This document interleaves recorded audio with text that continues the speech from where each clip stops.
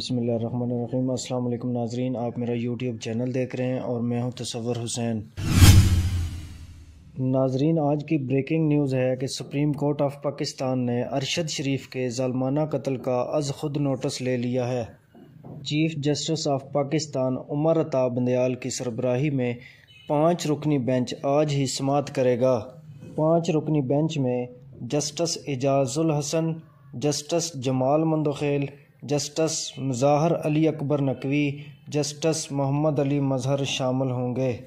Supreme court of Pakistan ने secretary दाखिला, secretary खारजा, सेक्रेटरी इत्तलाआत, DG FIA, DG IB और सदर PFUJ को नोटिस जारी कर दिए हैं। सुप्रीम कोर्ट ऑफ पाकिस्तान के एलामिये के मुताबिक मुल्क भर में अरशद शरीफ के कत्ल की तहकीकात का मुतालबा किया जा रहा था।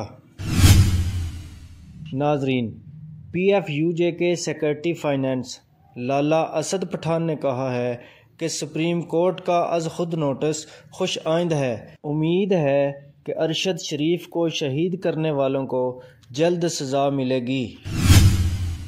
नाजरीन, पाकिस्तान तहरीक इंसाफ के रहनुमा फवाद चौधरी ने कहा कि तवक्को है सुप्रीम कोर्ट इंसानी हकूक़ की हिफाजत करेगी। नाजरीन, इफ्तिखार दुरानी ने कहा है कि कौम की नज़रें अदलिया पर हैं। उम्मीद है अरशद शरीफ की मां को इंसाफ मिलेगा। नाजरीन, पाकिस्तान के साबिक़ वज़ीर दाखिला शेख रशीद ने कहा है कि अरशद शरीफ केस में बहुत से छुपे चेहरे बेनकाब हो जाएंगे।